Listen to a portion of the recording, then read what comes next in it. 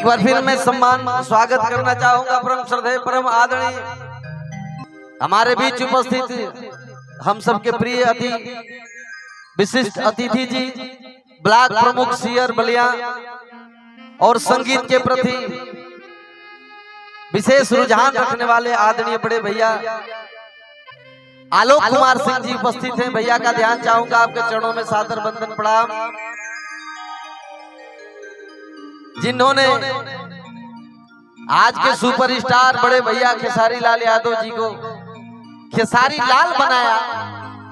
तो मैं सादर वंदन प्रणाम करता हूं और ये देशभक्ति गीत समर्पित करता हूं आप सभी के चरणों में।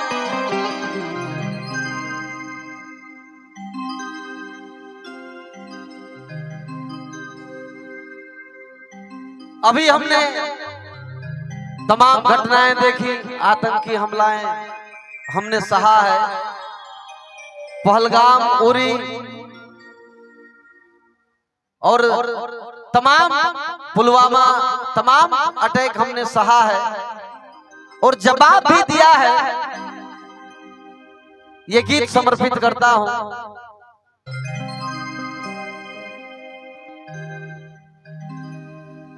कि कश्मीर जिगर के टुकड़ा आज को है हिंदुस्तान,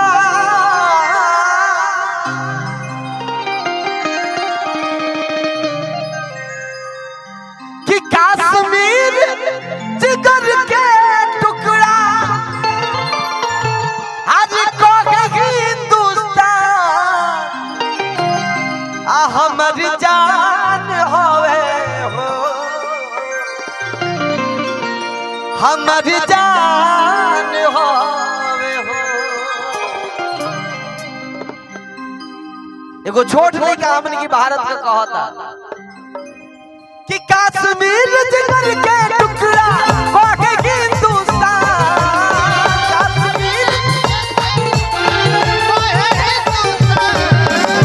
कश्मीर जिगर के टुकड़ा होके हिंदुस्तान, हमारी जान होवे हो, हमारी जान होवे हो, हमारी जान होवे हो, हमारी जान होवे हो।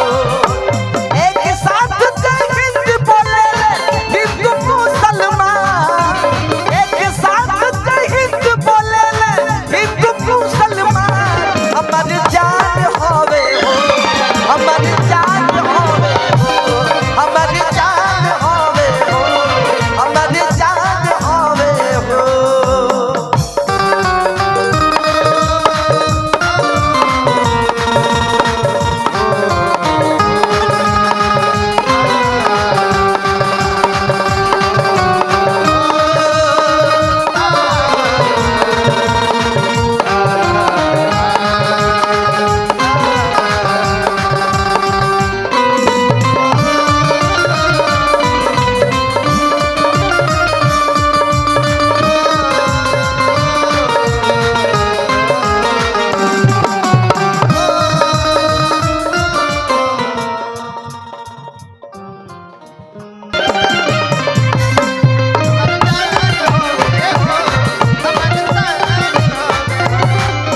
और हमारे मुख्य अतिथि आदरणीय रविशंकर सिंह और पप्पू भैया हम सबके बीच उपस्थित होने वाले हैं कुछ ही समय में।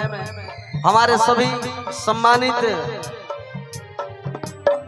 नेतागण उपस्थित सम्मान में दरवाजे पर जा रहे हैं। दिल से वंदन प्रणाम करता हूं। कहना है क्या कि ये कराने डालिया केहू नजरिया,